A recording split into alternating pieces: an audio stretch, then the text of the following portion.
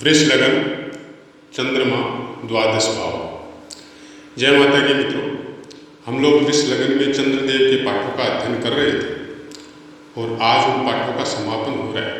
आज चंद्रमा के टोटल 12 पाठ इसको लेके हो जाएंगे और वृष लगन में चंद्रदेव के फलों की चर्चा हम लोग कर चुके। इस पाठ को कंप्लीट होते हैं तो अगर द्वादश भाव में चंद्रमा विराजमान होता है तो किस तरह का फल हम लोगों को प्राप्त हो सकता है। पहली बात तो हम लोगों को ये समझनी पड़ेगी कि द्वादश भाव है क्या। सैया सुख, खर्चे, व्यय स्थान, विदेश स्थान, जेल यात्रा, सुखों को भोगने का स्थान, मतलब आपकी जन्मपत्री के अनुसार सबसे लास्ट तो सब कुछ भोग के किस तरह से आपका लास्ट जीवन आपका किस तरह से रहेगा और किस तरह के काम सब सुखों के द्वारा आप किस तरह से करेंगे। मान लीजिए आपके पास स्वास्थ्य बहुत अच्छा है तो उस स्वास्थ्य का, उस हेल्थ का खर्चा कैसे हो वो 12वां स्थान डिसाइड करता है। आपके धन का आप कहाँ व्यय करेंगे वो व्यय स्थान डिसाइड करता है।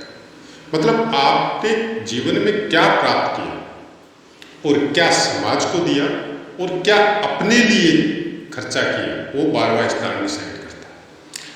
चंद्रदेव अगर यहाँ पे विराजमान होते हैं तो आदमी को लंबी लंबी यात्राएं, अपने जन्म स्थान से दूर जाके प्रोग्रेस होना, विदेश जाके सेटल होना, ये सब चीज़ें यहाँ पे आपको प्राप्त हो सकती है। कोई भी चीज़ जन्मपत्री से संबंधित, ग्रहों से संबंधित या भावों से संबंधित जब बातें की जाती है तब ये कंफर्म नहीं होता है कि ये ही होगा, ऐसा कुछ नहीं होता। वो सब चीजें ये ही होगा उसके विषय में जानने के पहले आपको भावों के अनुसार, वर्ग कुंडलियों के अनुसार, आपको ग्रह के कारकत्व के अनुसार वो सब संपूर्ण फलों की विवेचना करने के बाद में आपको सूक्ष्म अध्ययन में जाना पड़ेगा, सब वर्ग कुंडलियों के अध्ययन में जाना पड़ेगा। तो ये बहुत लंबा प्रोसेस है कि हम लोग एक सोशल मीडिया के द्वारा या फ़ोन के द्वारा या व्हाट्सएप के द्वारा एक डेट ऑफ बर्थ, समय, टाइम भेज देते हैं और हम सोचते हैं कि हम लोगों का भविष्य कथन इसके अनुसार संपूर्ण बता दिया जाएगा। ये पॉसिबल नहीं है, संभव नहीं है। कोई भी ज्योतिष ऐसा कुछ नहीं कर सकता, न बता सकता है, क्योंकि ज्योतिष में फल कथन के पहले सबसे ज़्यादा जरूरी है परिस्थिति, स्थान और संस्कार। आप कैसे परिवार से बिलोंग करते हैं, किस तरह के संस्कार के द्वारा आप फलीभूत है, किस तरह के संस्कारों को लेके ओतप्रोत होके आपका जन्म हुआ है और किस तरह के वर्तमान में आप कर्म कर रहे हैं। आपके अगल बगल का फ्रेंड सर्कल हो या आपके अगल बगल में किस तरह के आदमियों के बीच में आपकी जीवन यात्रा चल रही है या कट रही है, उसका बहुत इफेक्ट होता है। वर्तमान के जो ग्रह या गोचर के ग्रह के अनुसार जो फल आपको मिलना है उसका बहुत इफेक्ट होता है। ये सब चीज़ें, ये सब बातें बहुत बार पाठों में हमने क्लियर की। भविष्य कथन के लिए हो सकता ही बोलना पड़ेगा। जब भी किसी की कुंडली का अध्ययन अगर हम लोग आमने सामने बैठ के करें, क्योंकि एक ज्योतिषी की दृष्टि जो है बहुत ही ज़्यादा तीक्ष्ण होती है। वो आपके हाव भाव से, आपके बात करने के तरीके से, आपके शरीर की बनावट से कुंडली के पहले ही बहुत कुछ जान सकता है। और ये विद्या आज भी अपने देश में या विदेशों में प्रचलित है, आज भी बहुत जानते हैं। गांव देहात में ऐसे बुजुर्ग ज्योतिष या कर्मकांडी विद्वान मिल जाएंगे जो आपको देखने के साथ साथ बहुत कुछ बता देते हैं। चंद्रमा मेष राशि, जैसा कि पाठ का नियम है, मेष राशि के अंतर्गत अश्विनी नक्षत्र के चारों चरण आएंगे, भरणी नक्षत्र के चारों चरण आएंगे और कृतिका नक्षत्र का एक चरण आएगा। अश्विनी नक्षत्र स्वामित्व केतु देव को है, भरणी नक्षत्र का स्वामित्व शुक्र देव को है और कृतिका नक्षत्र का स्वामित्व सूर्य देव को है। तो नक्षत्रों का अपना इम्पोर्टेंस बहुत ज़्यादा होता है और उसके पाठ भी हमने बहुत ज़्यादा मात्रा में दे रखे हैं, देते रहेंगे। नवमांश मेष राशि में कोई भी ग्रह 3.20 डिग्री तक होने से मेष के ही नवमांश में रहेगा और यहाँ पे ग्रह वर्गोत्तमी हो जाता है। और सबसे बड़ी बात है कि वो देव नवमांश में हो जाता है। तो देव नवमांश का ग्रह मतलब आप में सत्व गुण की मात्रा बहुत ज़्यादा रहेगी। उसके बाद में 6.40 डिग्री तक वृष का नवमांश रहेगा, 10 डिग्री तक मिथुन का नवमांश रहेगा, 13.20 डिग्री तक होने से कर्क का नवमांश रहेगा, 16.40 डिग्री तक होने से सिंह का नवमांश रहेगा, 20 डिग्री तक कन्या का नवमांश रहेगा, 23.20 डिग्री तक तुला का नवमांश रहेगा, 26.40 डिग्री तक वृश्चिक का नवमांश रहेगा और 30 डिग्री तक धनु राशि का नवमांश रहेगा। बात करें अंश बल की तो विषम राशि प्रथम 6 अंश तक कोई भी ग्रह होने से बाल्यावस्था में रहता है, 12 अंश तक होने से कुमारावस्था में, 18 अंश तक होने से युवावस्था में, 24 अंश तक होने से वृद्धावस्था में, 30 अंश तक होने से मृतावस्था।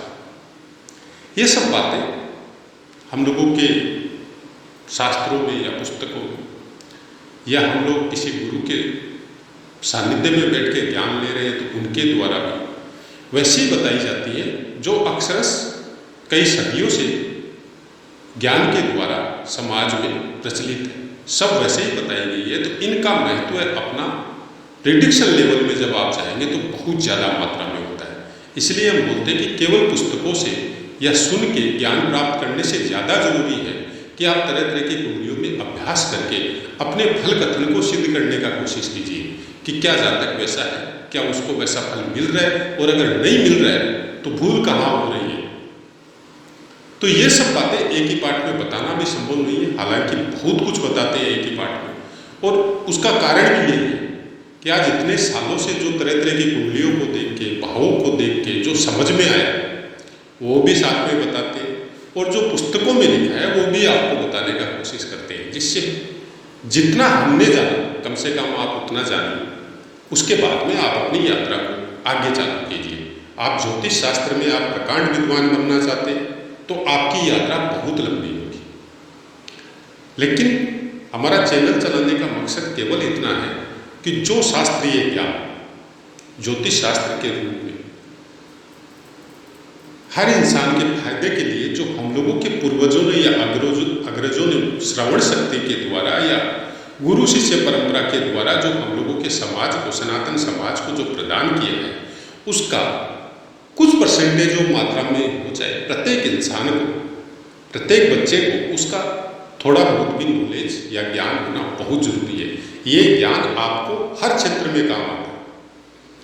ये ज्ञान अगर संपूर्ण मात्रा में अगर समाज में प्रचलित हो और समझ में आने लग जाए कि भावों का महत्व क्या है और ग्रहों का महत्व क्या है, तो आज के समय में, वर्तमान समय में जो हम लोग भ्रांतियाँ या हम लोग जो कुकर्म या दूसरों को बुरा करना या गलत करना ये सब देख रहे हैं, अगर इस ज्योतिष शास्त्र के अनुसार जीवन या जीवन यात्रा को चालू रखे तो पहली बात तो ज्योतिष जब सीखने जाता है ना आदमी, तो थोड़े दिन बाद में वो बुरे कर्मों से दूरी बनाने लगता है। उसको समझ में आ जाता है कि ये गलत काम मैं अगर करूँगा तो मेरा ये ग्रह डिएक्टिव हो जाएगा, इसका मेरे को बुरा फल मिलना चालू हो जाएगा, और वो हकीकत है। उसी अनुसार जीवन में वो यात्राएं फिर आगे बढ़ती है। और एक ज्योतिषी जो हकीकत में ही अगर ज्योतिषी है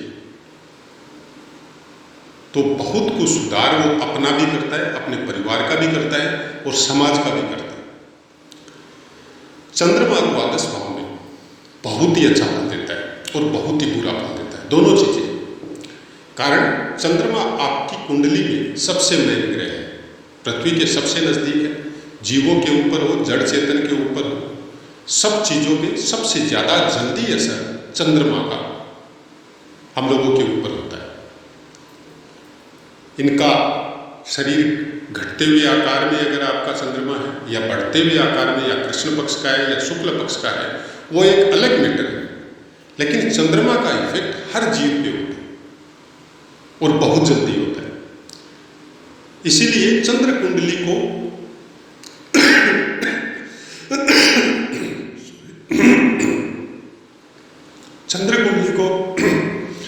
हम लोगों के ज्योतिष शास्त्र में लग्न कुंडली से ज्यादा वहां प्रभुता या महानता दी गई। थोड़ी सर्दी की प्रॉब्लम हो रखी है तो कभी कभी बोलते समय थोड़ा प्रॉब्लम हो जाता है, उसको हम लोग कुछ कर भी नहीं सकते। हालांकि पहले से बहुत ठीक है, लेकिन उम्र का भी अपना एक महत्व है, तो उसको शारीरिक जो स्वास्थ्य या दुख है वो तो भोगना पड़ेगा, चाहे कोई ज्योतिषी हो चाहे आम इंसान। चंद्रमा यहां बैठ के आपके सब सुखों की, मतलब आपके शैया सुख, आपका धन का सुख, आपका व्यापार और बुद्धि का सुख, आपका धर्म का सुख, सब सुखों का भोग चंद्रमा द्वादश स्थान में बैठ के करने की प्रेरणा देता है। अब आप उन सुखों के पीछे भागते रहेंगे या उन सुखों के द्वारा जो आपको मिला है उसका कुछ अंश समाज, देश और अपनों के अंदर भी वितरण करेंगे। जैसे आप क्या खर्चा करेंगे अपने जीवन का, अपने धन का, अपने सुखों का, अपने ज्ञान का, अपने धर्म का, अपने कर्म का, अपने लाभ का क्या खर्चा करेंगे। यहां पे चंद्रदेव वो चीज डिसाइड करते हैं। अगर वो सब कुछ आप अपने भोगों को प्राप्त करने में अगर खर्चा कर रहे हैं तो फिर जीवन, ये बोल सकते हैं कि ये मनुष्य जीवन व्यर्थ हो गया, क्योंकि चंद्रदेव भोगों को भोगने की प्रेरणा सबसे ज्यादा आपको प्रदान करते हैं। बाकी कौन क्या बोलता है, कोई शुक्रदेव बोलता है, कोई क्या बोलता है, उसके विषय में नहीं जाना चाहते, लेकिन हम हमेशा इस कुंडली में बहुत बार शुक्रदेव के विषय में भी हमने एक पर्टिकुलर पाठ दिया है, परशुराम जी और शुक्रदेव। आप उस पाठ का अध्ययन कर लीजिए और खुद निर्णय कीजिए कि शुक्रदेव भोगों के कारक है या शुक्रदेव बल के कारक है, कौन सा बल, डिटेल में समझाया है उसके विषय में हमने। आप हर चीज की महत्वाकांक्षा मन से देखी जाती है। कौन से भोग प्राप्त करेंगे, वो जो आपका मन जाएगा वो करेंगे या मन को बांध में रखेंगे, इंद्रियों के वशीभूत रहेंगे या इंद्रियों के वशीभूत आप रहेंगे, या आप इंद्रियों के ऊपर नियंत्रण करके रखेंगे, वो चंद्रमा डिसाइड करेगा। कौन से ग्रह की दृष्टि यहाँ पे चंद्रदेव के ऊपर है या इनके आगे पीछे कौन से ग्रह हैं, ऐसा बहुत कुछ इफेक्ट चंद्रमा के ऊपर आगे पीछे होने से भी चंद्रदेव के ऊपर रहता है, और दृष्टि का भी विशेष गुण चंद्रमा के ऊपर आने से कोई भी ग्रह की उसके वशीभूत होकर चंद्रदेव आपको फलों का आपकी कुंडली में निर्धारण करते हैं। चंद्रदेव अगर अकेले हैं तो बहुत जगह ये देखा गया है कि फलों को देने में वो कुछ भी कर सकते हैं, आपको माइनस भी कर सकते हैं, आपको प्लस भी कर सकते हैं। जरूरत है कि चंद्रदेव बली कैसे, नवमांश के अनुसार, चाहे नक्षत्र अनुसार हो, चाहे अंश बल के अनुसार, उसके ऊपर डिपेंड होता है कि चंद्रदेव आपको किस तरह के फल, मतलब चंद्रदेव आपके मन के कारक है। अगर आपने अपने मन को नियंत्रण में नहीं रखा तो यहां पे चंद्रदेव आपको जबरदस्त भोगी बना देंगे, और अगर आपने अपने मन को नियंत्रण में कर लिया तो यहां पे बहुत ही जबरदस्त समाज सेवक, समाज के हित में काम करने वाले, समाज का उत्थान करने वाले, अपने ज्ञान के द्वारा या अपने धर्म के द्वारा सबका भला करने वाले, मीठा बोलने वाले, सबके हित के विषय में सोचने वाले, ऐसा कुछ व्यक्तित्व चंद्रदेव यहाँ पे निर्माण कर देता है इंसान का। बड़े बड़े ट्रस्ट चलाना, लोगों को भला करने के लिए बड़े बड़े काम करना, समाज या दुखियों का भला करने के लिए, चाहे गौशाला हो, चाहे आपके पानी से संबंधित कोई व्यवस्था करवाना हो जहाँ पे वाटर वगैरह नहीं है, या जहाँ पे जीवों के लिए कोई व्यवस्था करवाना हो, अनाथालय बनवाना हो, हॉस्पिटल बनवाना हो, ये सब 12वें स्थान के चंद्रदेव के कारण होता है। जरूरत वो है कि बाकी ग्रह किस तरह का फल दे रहे हैं और चंद्रमा आपको किस तरह की प्रेरणा दे रहे हैं। आपने अगर अपने मन को कंट्रोल में करके रखा है तो चंद्रदेव का फल बहुत अच्छा होता है, और मन को अगर कंट्रोल में नहीं कर रखा है तो आप हद दर्जे के भोगी बनेंगे। यहाँ अपने भोगों को प्राप्त करने के लिए, चाहे वो धन का सुख हो, चाहे स्त्रियों का सुख हो, चाहे कामों का सुख हो, श्याम दाम दंड भेद जिसको बोला जाता है हम लोगों के सनातन धर्म में, वो सब अपनाएंगे अपने सुख के लिए, और फिर उन सुखों को भोगने की वजह से छठे स्थान को देख रहे हैं तो रोगी भी बनेंगे, जरूरत से ज्यादा खर्चा करेंगे तो फिर ऋण की मात्रा भी बढ़ेगी, और अन्य से भोगों का वातावरण अपने आसपास रखेंगे तो जाहिर है शत्रु भी बढ़ेंगे। अगर इन सब चीज के ऊपर कंट्रोल कर लिया तो यही 12वां स्थान आपको अपनी देश सीमा काल परिस्थिति को तोड़ के विश्व वर्ल्ड वाइड फेमस करने का मतलब इफेक्ट चंद्रदेव 12वें स्थान में बैठ के देता है। अब निर्णय उसको करना है जिसका चंद्रदेव 12वें स्थान में है और वो किस तरह के काम कर रहा है। केवल भोगों में रत रह रहा है तो नियंत्रण करिए और फिर देखिए आपके साथ क्या होता है। अपने मनोबल को उच्च बनाना है या मन के वशीभूत रहना है, ये हम लोगों के अपने कर्म डिसाइड करते हैं। प्रारब्ध हम लोगों को जो मिला वो मिल गए, लेकिन काम कैसे करेंगे ये हम लोगों की इच्छा के ऊपर निर्भर है। और इच्छा चंद्रदेव बनाएंगे। कैसे बनाएंगे, किस तरह से बनाएंगे, वो आपके संस्कार और आपके वर्तमान कर्म डिसाइड करेंगे कि आपका चंद्रदेव की वजह से क्या क्या इच्छा आपके शरीर में या आपके मन में प्रकट होगी और किस इच्छा की पूर्ति के लिए आप कितना दौड़ भाग करेंगे। इसीलिए आप पुराने समय में या पुराने विद्वानों ने जो संस्कार स्वरूप जो कुछ नियम बनाए गए समाज के लिए, वो केवल और केवल चंद्रदेव को कंट्रोल में करने के लिए बनाए गए थे। ठीक है, आज हम लोग उसको भूल चुके या उसको अपनाते नहीं, लेकिन हकीकत वही है। आज भी बहुत से परिवारों में उन नियमों को फॉलो किया जाता है, मनाया जाता है कि किस तरह से जीवन जीना है। आज भी चलते हैं बहुत से इंसान, तो अपने मन को कंट्रोल में करके रखते हैं। मन हर चीज में आपको डिस्टर्ब करेगा। आप अगर ध्यान लगाते हैं तो ध्यान में भी आप जिस चीज का ध्यान लगाते हैं वहां मन नहीं टिकेगा, मन दौड़ भाग करेगा, कहां से कहां दौड़ते रहेगा वो। इसलिए बोला जाता है कि मन की गति हर चीज की गति से ज्यादा तेज होती है। और जो इंसान अपने मन को कंट्रोल में करके रखता है, भावनाएं कैसे भी आओ, मन में विचार कैसे भी आओ, अगर फिजिकली आपने उन विचारों को क्रिएट नहीं किए तो बहुत कुछ कंट्रोल आप अपने जीवन में आने वाले पूरे फलों को प्राप्त करने में आप उन चीजों में अड़चन लगा सकते हैं या उन चीजों को रोक सकते हैं। अपने अपने क्या बोलते हैं कि चंद्रमा को कंट्रोल करने वाला आदमी इंद्रियजीत कहलाता है, इंद्रजीत कहलाता है। इंद्रियों को कंट्रोल करने वाले को ही इंद्रजीत कहा जाता है। तो वैसा कुछ चीज चंद्रदेव यहाँ 12वें स्थान में, अगर आपका वृष लगन है तो आपके तीसरे स्थान का स्वामित्व यहाँ प्राप्त, तो आप अपने सुखों को भोगेंगे अपने पराक्रम के द्वारा, अपने बाहुबल के द्वारा, अपने बहन भाइयों के सुखों के द्वारा।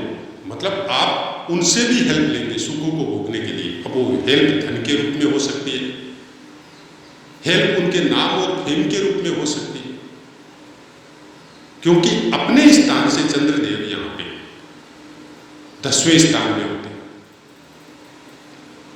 तो कर्म क्षेत्र के द्वारा हो सकती है, बहुत ही ज्यादा कर्मठ होंगे अपने कामों में। और काल पुरुष की कुंडली अनुसार चतुर्थ स्थान से नवम में होते हैं, तो बहुत अच्छा फल प्रदान होगा यहाँ पे।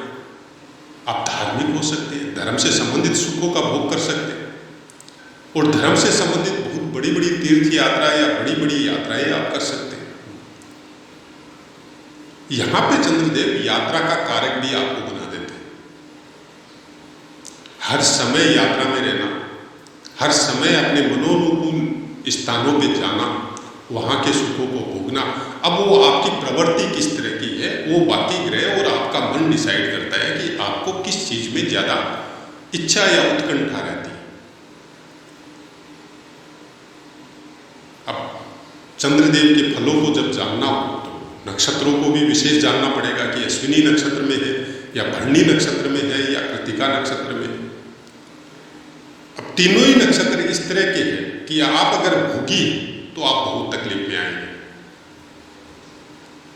अगर भरणी, कृतिका और आपका अश्विनी नक्षत्र में चंद्रदेव है और इंसान अगर भोगी है तो बहुत तकलीफ में आता है। और अगर योगी और मन को कंट्रोल में करके रखने वाला है तो बहुत बड़ा नाम ऐसे इंसान का होता है।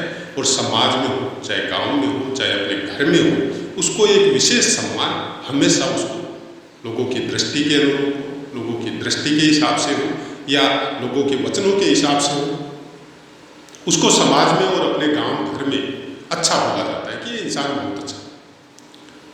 यह आपको कभी भी कोई गलत एडवाइस नहीं देगा और खुद भी गलत कर्मों से दूर ही रहता है।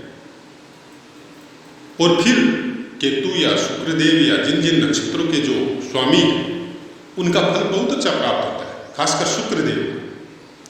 वो एक अलग बात है, आपकी कुंडली में कौन से ग्रह कहाँ कहाँ पे विराजमान है उसका अपना एक इफेक्ट होता है। लेकिन चंद्रदेव का फल प्राप्त करने के लिए आपको विशेष कुछ करना पड़ेगा। अपने मन को कंट्रोल में करना हो, चाहे प्राणायाम वगैरह के द्वारा चंद्रदेव को ठीक करना हो, उसके विषय में भी कैसे हम लोग राहु केतु के जो पाठ दिए थे उनमें भी ये सब बातें बताई गई थी कि राहु केतु या शनि देव को बदनाम करके हम लोगों को कुछ नहीं मिलने वाला।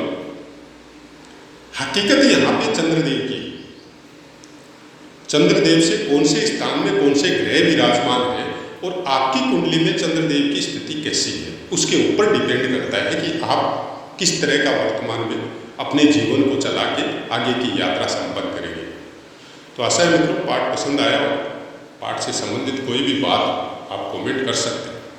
और अगर आपने यहाँ तक सुना और आपको लग रहा है कि इस चैनल का उद्देश्य वही है जो आप चाहते हैं, तो अपने मित्रों में, अपने परिवार में इसको प्रसारित करने का कोशिश कीजिए। और खुद भी अगर सीखना चाहते हैं तो शुरू से सुनते हुए आइए, चाहे ज्ञान के मामले में हो, चाहे हकीकत जो हम लोगों को आज समझ में आ रही है और पुस्तकों के द्वारा जो समझ में आ रही है, चैनल के द्वारा जो बताई गई है, और अभ्यास में जब हम लोग देखने जाते हैं तो किस तरह से इसका मिक्सिंग या इसका कितना परसेंटेज जो सही मात्रा में चैनल में बताया जा रहा है वो आपको प्राप्त होता है, उसके विषय में भी आपको जानना पड़ेगा। और कहाँ तक आप इस विषय को अच्छा समझते हैं या आपके बुद्धि और विवेक के ऊपर निर्भर है। अगर अच्छा समझ रहे हैं, जान रहे हैं, तो चैनल को फिर आगे बढ़ाने के लिए अपने दोस्तों में या उसको अपने फ्रेंड सर्कल में आगे बढ़ाने के लिए फिर वो आगे की जिम्मेदारी आपकी है। क्योंकि हमारी ये जिम्मेदारी यहाँ तक ही है कि आपको सही बातें आप तक पहुँचाई जाए। हम केवल वीडियो पोस्ट कर सकते हैं बना के। हो सकता है हमारी वाणी में कुछ विशेष इफेक्ट नहीं, कुछ डिजिटल इफेक्ट हमने कुंडली में या इस वीडियो में नहीं डाल सके, क्योंकि इतनी क्षमता हमारे पास भी नहीं कि कुछ डिजिटलाइजेशन कर सके, कुछ अच्छे इमेजिंग वगैरह डाल सके। इतने संसाधन भी नहीं है हमारे पास। हमारे पास जो है उसके द्वारा ही हम आपको वीडियो या ऑडियो पोस्ट करने की कोशिश कर रहे हैं, या आपके ऊपर निर्भर है आप इसको किस तरह से समझते हैं। तो जय माता की मित्रों।